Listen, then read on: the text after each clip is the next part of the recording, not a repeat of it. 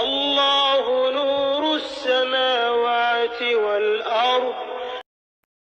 د البقره د سورت د 55 او 56 آیاتونو ژباړه او تفسیر. بسم الله الرحمن الرحيم.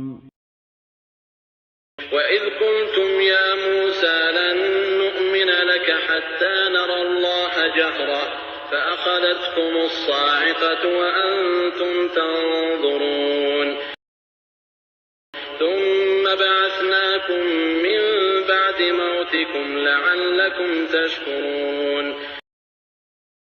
ژباړه او یاد کړئ هغه وخت چې وویل تاسو ای موسی لسره به باور ونه کړو مونږ په خبره ستا تر هغه پورې چې په خپله ونه وینو الله ښکاره.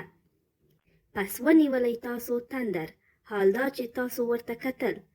پس له هغه بیا ژوندي کړ مونږ تاسې پس له مرګه ستاسې لپاره د دې چې تاسو شکرګزار شئ. تفسیر: هغه وخت هم ضرور یاد کړئ چې سره له دومره احسانانو او ښېګڼو تاسو موسی علیه السلام ته وویل چې موږ به په دې خبره تر هغه پورې باور نشو کولی چې دا د پاک الله خبره ده تر څو موږ په خپله سترګو الله تعالی ونه وینو. ستاسو د همدې غوښتنې په سبب وو چې د برېښنا په وسیله ووژل شوئ.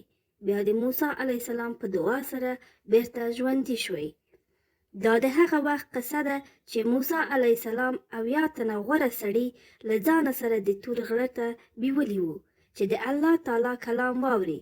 کله چې دوی په خپلو غوږونو د پاک الله خبرې واورېدلې نو د بني اسرائیلو هم د 80 تنو منتخبو سړیو وویل چې مونږ په داسې خبرو باندې چې ویونکی یې نه راښکاري او نه یې وینو باور نشو کولی.